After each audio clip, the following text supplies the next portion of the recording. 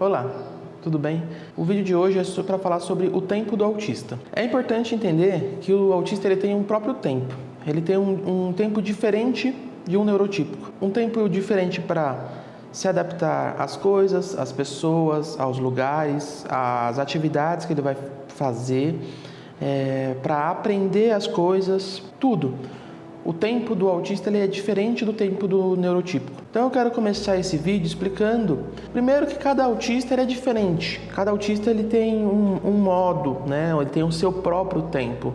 Sempre lembrando que não existe autistas iguais, não existe um padrão específico onde que todos os autistas agem de forma igual. Cada ser é um ser, cada um tem a sua própria forma, então cada um especificamente vai ter o seu próprio tempo, a sua própria forma de aprender e tudo mais. Mas, quando a gente está falando de um transtorno do neurodesenvolvimento diverso, né? Isso é, um transtorno da neurodiversidade, nós temos algumas características parecidas. Então, eu vou tentar nesse vídeo falar mais dessa parte mais genérica, vamos pôr assim, uma coisa mais do que é mais comum aos autistas. É comum aos autistas, por serem neurodiverso, então eles vão processar as coisas de forma diferente, vai agir de forma diferente, vai sentir as coisas de forma diferente e vai ser diferente, né? Isso eu quero dizer o quê? Que um autista vai realizar uma tarefa que para um neurotípico é uma tarefa muito fácil de se fazer, então ele faz muito rápido, e o autista vai demorar mais tempo para fazer aquela mesma tarefa. Por outro lado, tem algumas tarefas que para os neurotípicos é mais difícil de serem feitas e um autista consegue executar aquilo com muita habilidade e com muita rapidez. Então, o tempo do autista é diferente. Para algumas tarefas que parecem simples para um neurotípico, para o autista pode levar mais tempo. E algumas tarefas que para o autista parece mais simples de executar, para o neurotípico parece mais complexo. Então, isso é aprender a respeitar as diferenças da forma do desenvolvimento neurológico. Eu vejo uma certa urgência nos pais dos autistas. Eu acompanho muito grupos de autistas no Facebook, participo de grupo no WhatsApp. E eu vejo muitos pais sempre com as mesmas dúvidas, assim, de uma certa urgência em fazer os filhos executar algumas tarefas, em fazer os filhos se adaptarem às situações, em fazer os filhos fazerem certas coisas. E eu vejo que tem uma certa urgência naquilo. E com isso eu vejo que não está respeitando o tempo do próprio filho, não está respeitando o tempo do autista, não entende que o autista tem um tempo diferente de aprendizado, tem um tempo diferente de execução. Às vezes os pais ficam tão ansiosos para que os filhos conquistem novas coisas que acham que o autista tem que se adaptar ao tempo do neurotípico. Isso quer que o autista se torne normal, quer que o autista se torne um neurotípico e execute as tarefas do mesmo tempo, da mesma forma que o neurotípico faz. E isso não é bom. É muito importante para os pais, os professores, os cuidadores do autista, ou todo mundo que participa da vida do autista, entender que a forma dele processar, que a forma do desenvolvimento neural dele é diferente. Então o tempo dele vai ser diferente, o tempo dele de execução, de se adaptar, de ser, é diferente. Não tem nada de errado. Não existe um tempo certo das coisas. Então, muito antes de ficar achando que as coisas deveriam ser executadas mais rápida, o mais importante não é a velocidade que as coisas vão ser executadas, mas sim as coisas serem executadas. Antes de ficar tentando falar para o seu filho executar as tarefas mais rápida, com mais velocidade, ajude ele a conseguir fazer as tarefas. Veja onde que eles têm dificuldade, se é que tem dificuldade ou se é apenas o tempo dele. Porque as pessoas neurotípicas, elas têm às vezes muita pressa que as coisas aconteçam. E isso faz com que elas não respeitem o tempo do autista. Quando o neurotípico não respeita o tempo do autista, acaba executando a tarefa pelo autista. E isso faz com que o autista se torne cada vez mais dependente. E isso é péssimo. Para todo mundo que quer fazer o seu filho autista se desenvolver de uma forma independente, quanto mais quanto mais você executa pelo autista, faz com que ele se torne cada vez mais dependente. Então, procure respeitar o tempo do autista, não é fazer ele, então eu vou deixar ele fazer tudo, mas eu quero que ele faça rápido. Não, deixe e respeite o tempo dele. Por exemplo, às vezes está numa festa, ou está num evento, ou está em algum lugar, e o autista tem um tempo para se adaptar a um lugar novo, a muitas pessoas, ou as pessoas que estão naquele lugar, e os pais ficam ali empurrando ou cobrando que o autista cumprimente todo mundo, que converse com todo mundo, que interaja com todo mundo, não respeitando o tempo do autista naquele momento. Pode ser um padrão normal, social, para o neurotípico entrar e chegar numa festa e cumprimentar todo mundo, mas para um autista isso não é o padrão dele. Então é importante respeitar a neurodiversidade, é importante respeitar o tempo do autista. Então entenda, como eu disse antes, cada autista tem o seu próprio tempo. Tem os autistas que conseguem chegar num lugar e se adaptar mais rápido. Tem os autistas que vão chegar em algum lugar e vão demorar mais tempo. É importante você conhecer o tempo do autista, do seu filho, do seu marido, do seu namorado, ou seja lá o autista que você tem na sua vida, entender o tempo dele, entender qual é a forma que ele age nas coisas. Se ele se adapta mais rápido aos lugares, às pessoas, se ele demora para executar algum tipo de tarefa específico. É muito importante respeitar esse tempo dele. Um outro exemplo que tem muito, assim, que eu vejo muito acontecer, às vezes os pais estão com muita pressa para sair de casa ou fazer alguma coisa e pede para o filho autista colocar a roupa, troca a roupa. E às vezes não dá nem muito tempo, às vezes 1, 2 minutos, aí volta lá e vê que o autista ainda não se trocou. Não espera o tempo do autista, não respeita o tempo do autista e simplesmente vai lá e troca ele. Simplesmente vai lá, tira a roupa, coloca outra roupa, não respeitando o tempo do autista. E com isso o que acontece? Primeiro, ele se torna dependente das pessoas trocarem a roupa dele. E segundo, basicamente ele não processou como aquilo aconteceu. Na cabeça do autista ele fica só, não sei como. De repente eu estava com uma roupa e agora estou com outra. Eu não consigo entender exatamente o que aconteceu aqui. Simplesmente as coisas aconteceram. O autista tem na cabeça muito um processamento lógico sobre as tarefas que vão ser executadas. Eu tenho dentro das tarefas, quando eu for executar as tarefas que eu preciso fazer, eu sempre crio um processamento lógico naquilo. Eu tenho um protocolo para seguir em cada tarefa que eu faço. Então, se eu vou, por exemplo, lavar uma louça, ou se eu vou limpar a casa, ou se eu vou fazer alguma tarefa que para a maioria das pessoas neurotípicas é uma tarefa mais simples, mais rápida, é uma coisa que vai ali, faz rápido e pronto, acabou.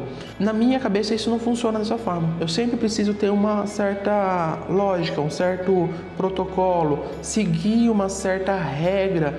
As coisas, é muito difícil eu simplesmente fazer algo de bate-pronto, assim, de chegar lá e vou só fazer isso e fazer pela metade, sabe? Ir lá e fazer uma coisa só para conseguir um certo resultado.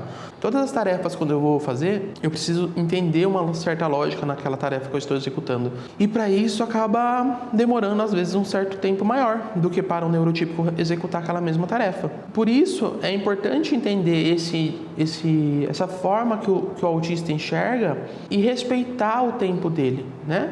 Porque ele, na cabeça dele, ele está processando exatamente, eu vou fazer isso, depois eu vou fazer aquilo, depois vai ser isso, depois isso. Ele tenta criar todo um padrão, primeiro, antes de fazer a tarefa, para depois ir executando a tarefa, seguindo aquele padrão que ele criou na cabeça dele. E nesse tempo onde ele está criando todo o passo a passo, é o tempo que o neurotípico lá não ficou com paciência e foi lá e trocou a roupa dele. Ou foi lá e fez a tarefa que era para ele fazer. E daí isso quebra todo o pensamento lógico que ele estava fazendo. Aquilo se interrompe de uma certa forma, porque de repente, do nada, a tarefa foi executada. A primeira dica nesse vídeo é: respeitem o tempo do autista, respeitem a diferença de processamento, de execução, de sentir as coisas. o tempo do autista ele é diferente, tá? Essa é a minha primeira dica. A segunda dica que eu vou deixar nesse vídeo é a importância do reforço positivo. O que eu quero dizer com reforço positivo? Às vezes a gente fica sempre tão focado em que as tarefas sejam cumpridas de forma 100% que a gente esquece de elogiar ou parabenizar ou entender a grande conquista, às vezes, da tarefa sendo executada parcialmente. Então, se você pediu para o seu filho colocar o tênis e amarrar, mas ele não amarrou, mas ele calçou o tênis, isso é uma conquista e isso deve ser elogiado. Você deve falar para o seu filho o quão bacana foi aquilo, quão legal foi aquilo, quanto ele realmente executou uma boa tarefa. Em vez de você simplesmente colocar como se toda a tarefa tivesse sido inútil, aprenda a enxergar qual foi a conquista dele nessa tarefa que ele executou. Ele fez uma parte, então vamos elogiar a parte que ele fez e ajudar ele a entender qual a parte que ficou faltando. Mostrar para ele como ele pode executar a parte que ficou faltando. Como eu disse, o autista ele vai ter todo um processamento lógico do passo a passo da tarefa que ele vai executar. E às vezes alguma parte da tarefa ainda para ele não é lógico, ainda para ele não está claro aquela tarefa, aquela parte da tarefa. Então ele não consegue executar aquela parte. Então ele executa até a parte onde ele consegue, você vai ver aquilo, vai elogiar, vai dar um reforço positivo para ele de conquista, um sentimento pessoal para ele de conquista a respeito daquilo que ele fez e vai ensinar o resto da tarefa, onde ele vai aprender a lógica do que era para ser feito depois dali até onde ele conseguiu. E na próxima vez, ou nas próximas vezes, ele vai conseguir chegar até lá. Ele vai conseguir executar essa tarefa. Por quê? Porque ele vai aprender a lógica do que tem que ser feito. Então, a segunda dica para mim é a parte do reforço positivo. Às vezes eu vejo que falta muito isso na criação dos filhos hoje em dia. E na escola também. Eu vejo que tem muitos professores que cobram os alunos muito que eles executem exatamente o que eles querem e não dão o reforço positivo pela conquista do aluno, pelo progresso do aluno.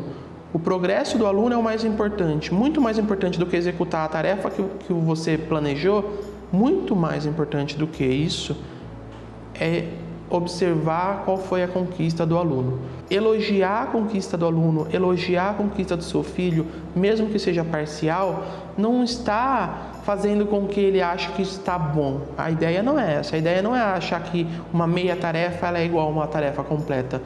Não, mas a ideia é o entendimento de uma conquista, o entendimento de uma progressão, o entendimento de que foi executada uma boa tarefa, mesmo que não completa.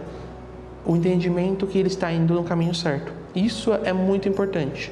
Isso faz com que dê o sentimento de continuar tentando.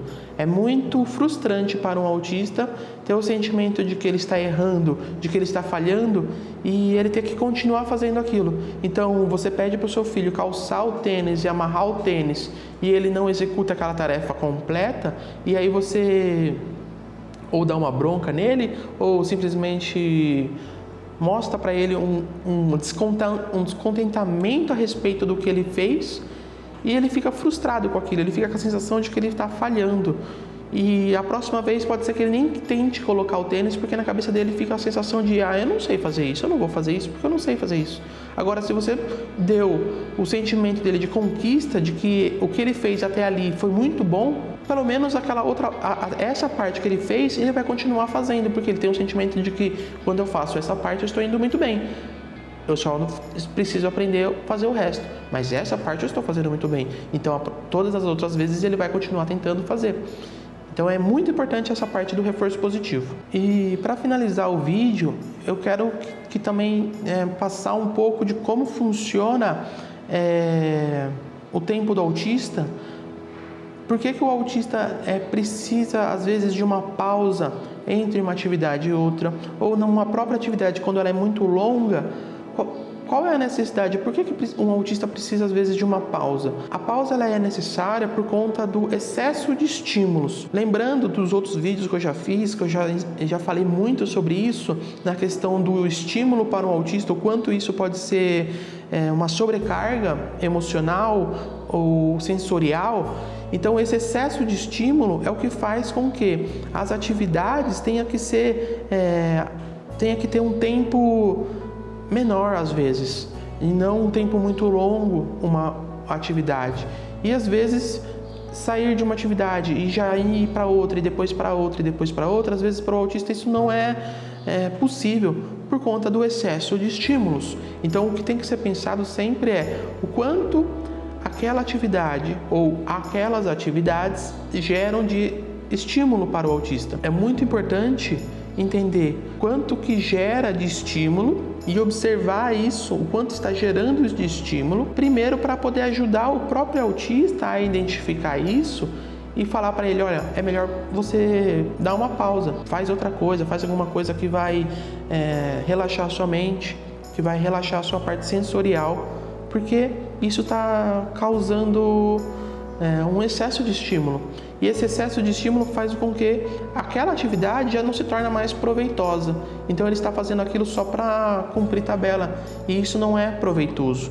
Então, seja na escola, seja na faculdade, seja no trabalho, ou seja em casa, não importa a idade do autista também. Ele pode ser um autista criança ou ele pode ser um autista adulto. Todo autista vai continuar com a mesma forma de processamento. Quando você é autista, você tem neurodiverso. Então a sua forma de processamento é diferente. Não é porque você é adulto, não é porque você cresceu, não é porque você tem muito bancos de dados, não é porque você já aprendeu muita coisa que as coisas vão ser diferentes. Vão continuar sendo igual. O seu processamento vai continuar sendo igual. Então é muito importante você respeitar o seu próprio tempo, tá? Então essa dica eu também estou falando para os próprios autistas que estão assistindo os vídeos. Além dos pais, professores e educadores e cuidadores de autistas que estão assistindo os vídeos, é importante para o próprio autista identificar o seu próprio tempo. Às vezes o autista fica se cobrando muito por ver os neurotípicos fazendo as atividades de uma certa forma, em uma certa velocidade, numa certa quantidade, e acaba se cobrando de fazer essas atividades dessa forma. Então, o que eu peço é aprenda a respeitar o seu próprio tempo também. Entender que esse excesso de estímulo causado por uma atividade muito longa, uma atividade muito intensa, pode ser prejudicial para o propósito da atividade.